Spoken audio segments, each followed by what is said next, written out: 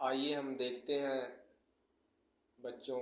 पिछले वीडियो में हमने तरंग गति के बारे में पढ़ा। तरंग गति क्या होती है, तरंग माध्यम में कैसे चलती है, विद्युत चुंबकीय तरंगों के बारे में जाना, यांत्रिक तरंगों के बारे में जाना।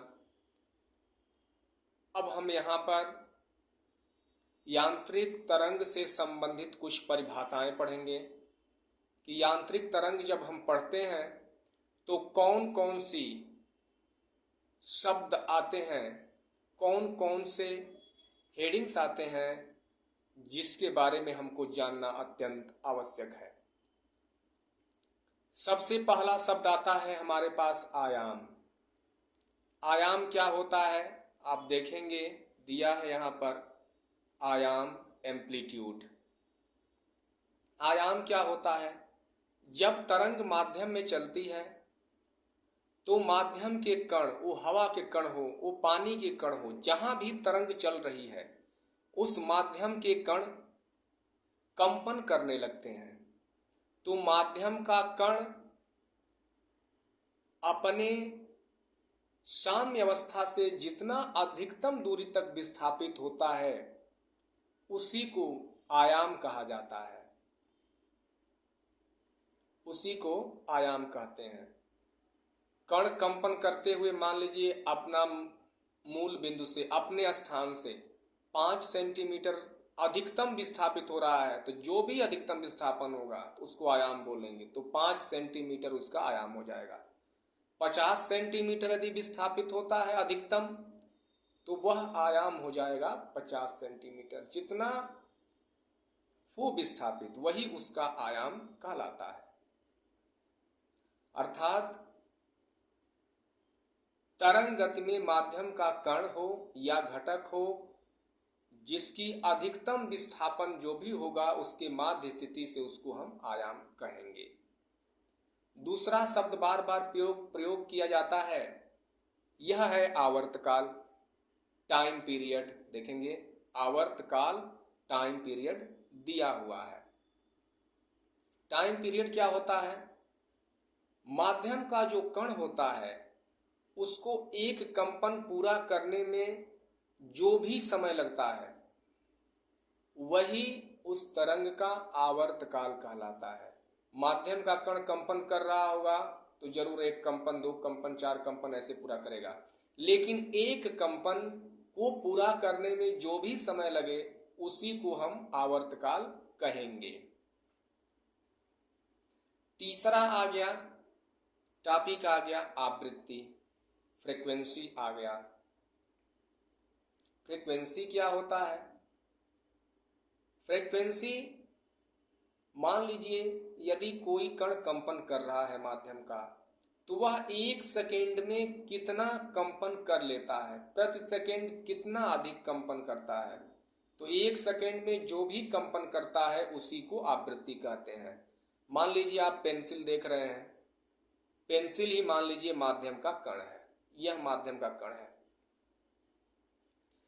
अब जब तरंग आई तब क्या किया माध्यम का कण, ये इधर आया, इधर आया, इधर, ऐसे ऐसे वो कंपन करना शुरू कर दिया।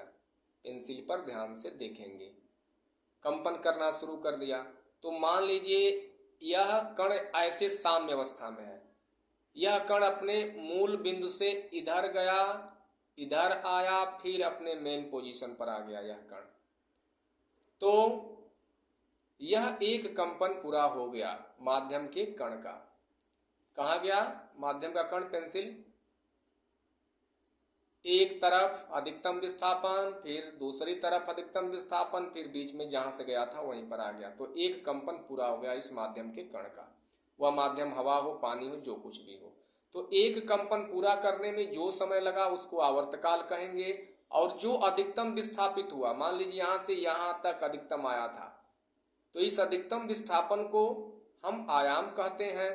और 1 सेकेंड में मान लीजिए 1 बोल रहे हैं, तो 1 सेकेंड में कितनी बार ये कंपन कर लिया पेंसिल, 1 सेकेंड मान लीजिए ये 10 बार कंपन कर लिया, तो 10 बार कंपन कर लिया तो इस माध्यम का कण या इस समय तरंग की आवृत्ति जो होगी 10 हर्ट्ज होगी। अर्थात 1 सेकेंड में जितना कंपन कर ले वही उस माध्यम की वही उस तरंग की आवृत्ति होगी। इसको हम विश्वास करते हैं कि आप लोग अच्छे समझ चुके होंगे।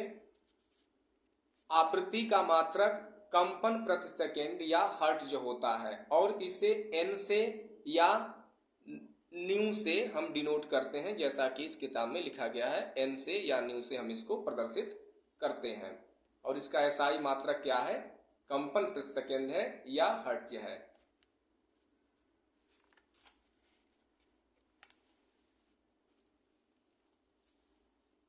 आवर्तकाल और आवृत्ति में संबंध क्या होता है? तो हम देखेंगे कि आवर्तकाल और आवृत्ति में जो संबंध होता है वह n इजकल टू 1/t होता है।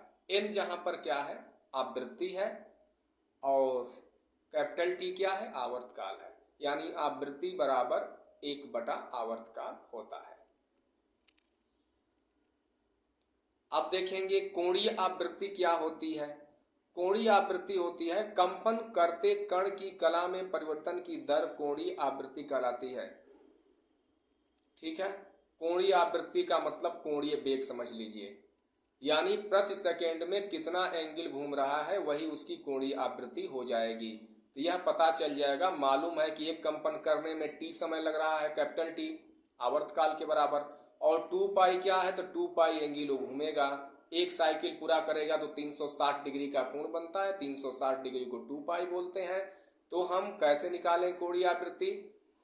कोणीय आवृत्ति का मतलब कोणीय वेग। कोणीय वेग बराबर क्या होता है? विस्थापन बटा समय होता है। तो विस्थापन कैसा है? तो कोणीय विस्थापन है, 2 पाई है और अपान विस्थापन है।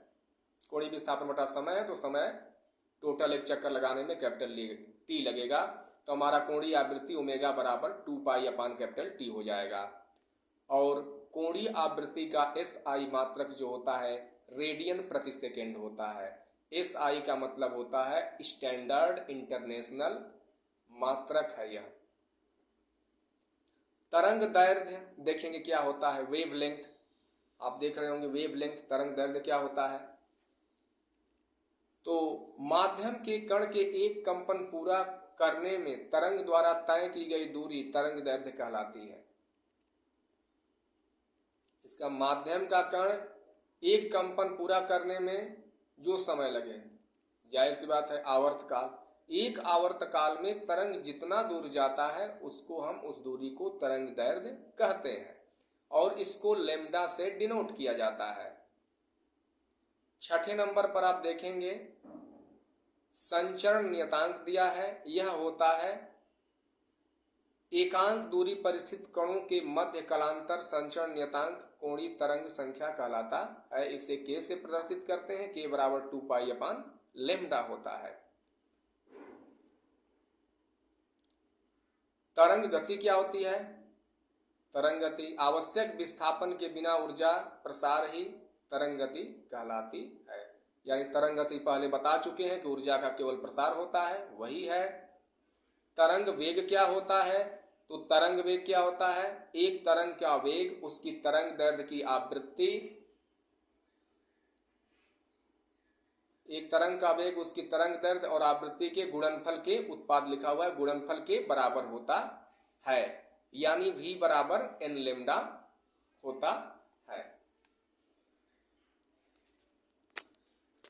थैंक यू बच्चों।